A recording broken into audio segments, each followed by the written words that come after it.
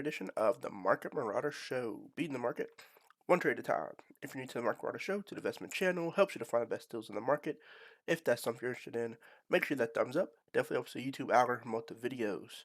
Alright, today we're talking about the current energy crisis that is going on globally. So, it may not hit mainstream news, but it's definitely something to look at. So, China State Grid Corporation is cutting the lights to apartments around the province of Guangdong. So over in China, they're having a extreme energy crisis.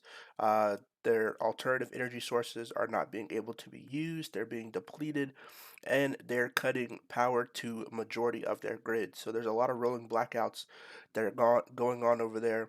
Not to mention the Evergrande crisis that's still going on with China, with the $304 billion worth of liabilities that that company is still trying to pay back, some of which are U.S. Treasury bonds, but the whole economy is being affected. So this is starting to trickle down to some of the apartments and houses that are over there in China, as well as some of the companies. So one of the two of the manufacturers that are in China, one being Apple and the other one being Tesla, have been hit with rolling blackouts, which have been slowing down production, which means that some of your Christmas items that you may be getting, especially if they're Apple products, may be hit with extremely high fees.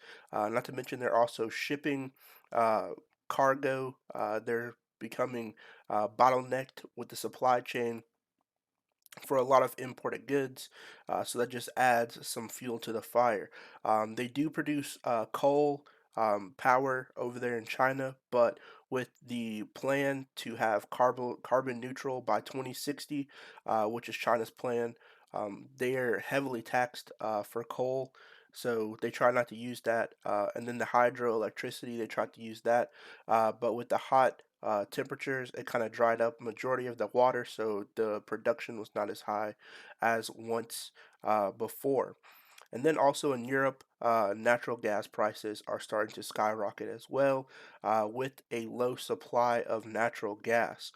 So over in Europe, they have wind energy that they use, but there's not been enough wind to keep up with the demand for the energy over there. So both countries do have renewable options, but the renewable options can't really keep up with the demands that the country are having. In Europe's case, it has been an extremely cold winter last winter that kind of depleted the natural gas supply, which created the shortage.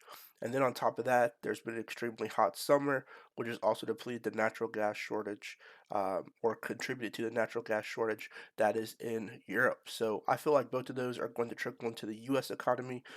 As you know, we do have the infrastructure bill on the horizon. They're still trying to vote on that, which will help build some sort of infrastructure, roads, bridges, transportation, things of that nature, but it's also to upgrade the grid and convert a lot of things to EV.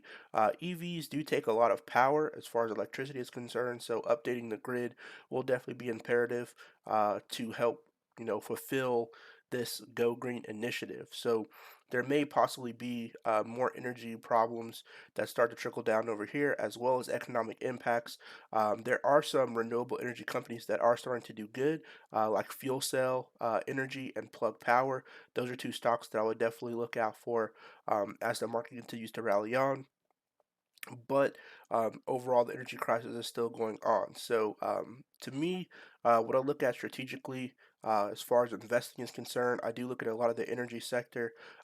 If you see crude oil prices are starting to skyrocket as well, I feel like they've kind of plateaued at the current moment, but they may potentially be going back up as we get closer to the winter time. But drop a comment down below and tell me, do you think the energy crisis will make an even larger impact on our economic situation, or do you think it's something that's just, in the other countries in Europe and China and doesn't really affect the US?